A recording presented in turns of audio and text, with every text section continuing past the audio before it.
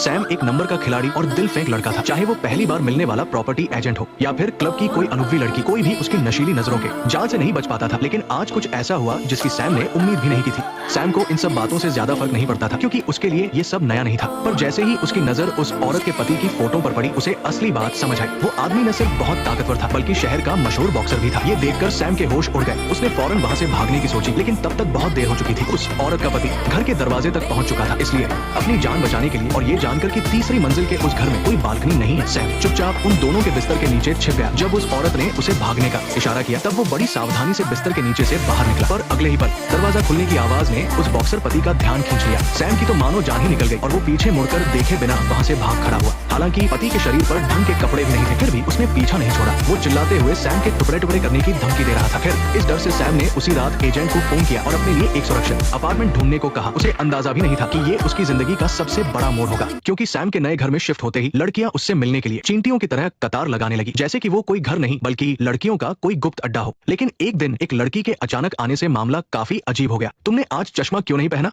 मैंने अब मन बदल लिया है। उस लड़की का चेहरा उतर गया और वो सैम की नजरों के सामने से चली गई। सैम ने सपने में भी नहीं सोचा था कि ये सब उसकी पड़ोसन केट की नजरों में आ गया है। केट खुद धोखे का शिकार हो चुकी थी। हाल ही में उसने अपने धोखेबाज बॉयफ्रेंड की महंगी कार जला दी थी, जिसकी वजह से पुलिस ने भी उससे पूछताछ की थी। इसलिए उसने उस दुखी लड़की को समझाने की कोशिश की, पर कोई फायदा नहीं हुआ। तब केट ने एक ऐसा फैसला लिया जिसने उसकी पूरी दुनिया ही बदल दी। सैम से नफरत करने के बावजूद उसने जाकर सैम का दरवाजा खटखटाया। सैम को पहले तो कुछ समझ नहीं आया, पर अपनी आदत से मजबूर होकर उसने केट की बातों के जाल में कदम रख दिया। केट की तारीफों में वो इतना खो गया कि उसे लगा सामने कोई भोली भाली औरत खड़ी है, पर वो भूल गया था कि असली शिकारी अक्सर खुद को शिकार बनाकर ही सामने आता है। अब उसे अपनी हरकतों की भारी कीमत चुकानी पड़ने वाली थी, क्योंकि उस दिन के बाद से सैम जो भी करता वो सब केट की नजरों में था। सैम को इस बात की खबर तक नहीं थी, उल्टा वो तो इसे अपनी किस्मत मान रहा था। उसने अपने दोस्त के सामने डींगे मारी की वो एक हफ्ते के अंदर केट को पटा लेगा, पर सैम के इस हल्केपन पर उसके दोस्त को हंसी आई। दोस्त ने साफ कह दिया कि एक दिन सैम का ये खेल उसी पर उल्टा पड़ेगा, और वाकई मामला अब बेकाबू होने लगा था। सैम के घर पहुंचते ही केट ने उसकी गाड़ी के टायर के नीचे एक कील लगा दी, जो इस जंग की शुरुआत थी। फिर जैसे ही सैम ने दरवाजा खटखटाया,